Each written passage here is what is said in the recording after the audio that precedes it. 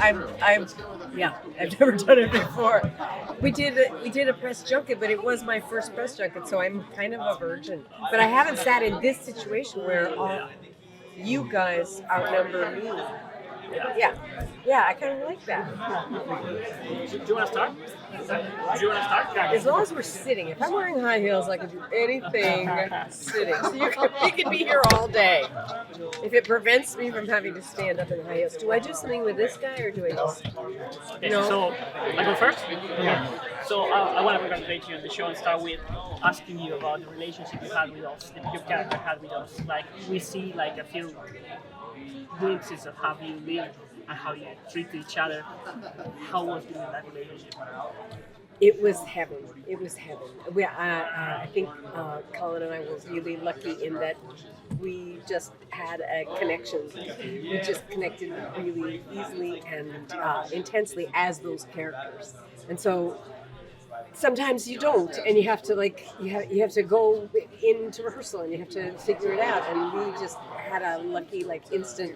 Oh, I get it. Okay, game on. So it was quite heavenly, and I felt like we were able to kind of every time we had a hard thing to do, and mostly we had hard things to do. It was kind of like deep sea diving. Like you just put on all the equipment, and then you just go in. And we were able to do it like that. We really didn't talk about it very much, and we didn't rehearse it very much. We just, each of us, trusted the other. So we were lucky. Yeah.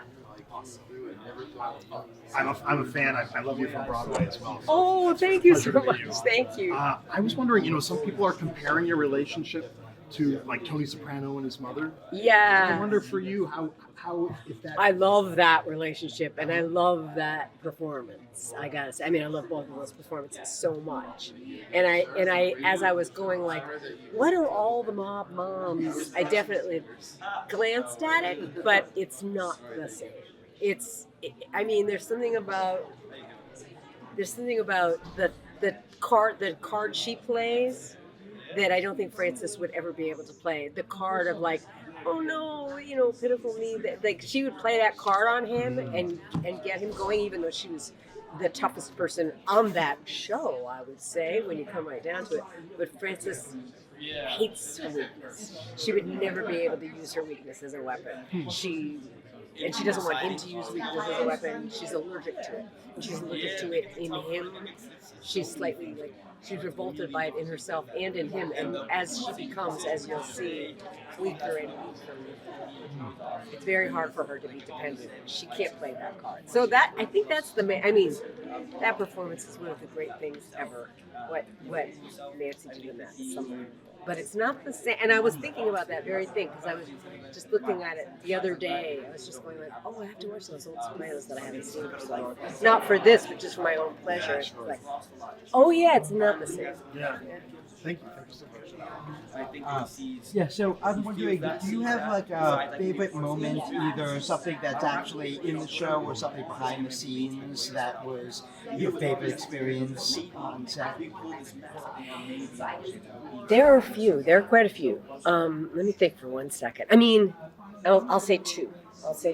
One was because of the weird timing of everything with our writers and actors striking.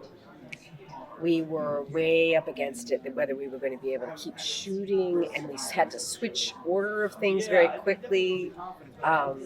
And we ended up shooting the scene that is maybe, I don't know, in 6 or 8 or 7. That's when I first meet Sophia.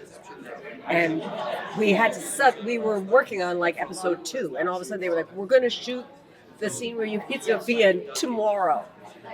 So both of us felt shot out of a cannon. We were learning those lines really quickly, and I was 200 miles away and had to get to New York and got to that scene, and it was so exciting to finally have those two ladies get to meet each other. And because we had shot it so out of order and didn't really even see it coming, we just both showed up.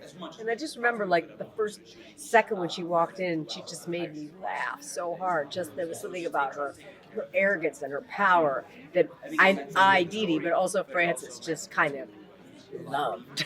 And then there was another day after the strikes were over, it was one of the first days back to work. And it was a very hard, very scary scene where I was actually going to be naked. So there was a lot, when you're naked on set, there's a lot that goes on sort of protecting the actor and making sure that the set's going to be very contained with only a few of the crew. And so even though the nakedness was not the main thing in the scene, it was kind of great that they had to be so protected because the scene had a lot of emotional stuff in it. And I got to work that day just terrified. Because it was emotionally naked and actually physically naked. And I got to my dressing room and it had the most huge, beautiful bouquet of flowers in it. And with a card from Mr. Oz just saying, you know, this is yours, whatever you need, however you need to run this day, you run this day however you want to do it. And I was like, okay. It was just such courage, and it was just this, and it was like this big. Yeah. So those are two little ones. There's a lot of them though. The days were almost all remarkable. So she's not your typical TV mom. She's no so, She's not? well, maybe a little. Yeah. She probably makes a great meatloaf. But so, what kind of notes were you given early on to help you develop the character, how you're going to play it? Lauren had based her on her own grandmother. Lauren had a very strong sense of her grandmother's sense of herself and the way she moved through the world as a queen. So Lauren put up this feeling like she's a queen. Lauren had also written from top to bottom such an incredible arc for this person.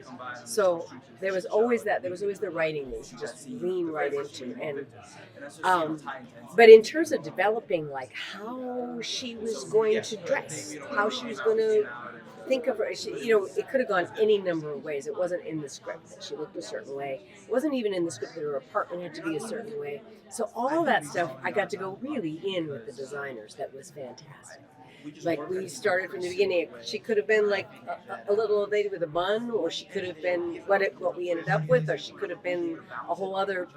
We could have gone any number of ways. So we tried a whole lot of stuff on, and Helen and I really had favorites. So we really found like that purple dress was beautiful. Helen found it in a thrift shop. It was a brown spangled dress, and she was like, I'll remake it as a purple dress, and this can be the iconic dress. But we found all that stuff and tried it on. I was like, okay, she's a person who had this dress, and then went out from there. And in terms of the way the apartment looked, I was just so lucky that they were like, what do you think she has in her apartment? And I was able to be like, she's got bullfighting posters. I think she, took the boys to see boxing matches and baseball, and let's have a lot of like fighter stuff in here. It's a very feminine house, but it has a lot of like odd testosterone touches in it that I feel like she was this weird combination of hyper feminine but also like real tough. So building all of that was sort of from the outside in. The other major player was the dialect that Colin's dialect coach, and he had built this dialect for the Batman. And it's when you know and when you've heard before, but it's also really specific to him and really specific. They went in deep, like watching old movies, listening to Groucho Marx, listening to all of these very particular, like this part of New York that's a fantasy part of New York that's Gotham. How do they talk exactly there? And I was the only person that was going to have to talk exactly like him that we've met so far, you guys. There's other people that will talk like him. But I had to learn this accent from the outside in. So my first person that I dealt with at all was Jessica Drake, this brilliant dialect coach that had built this thing with Colin. I met her before I met him and spent weeks with her before I ever met him.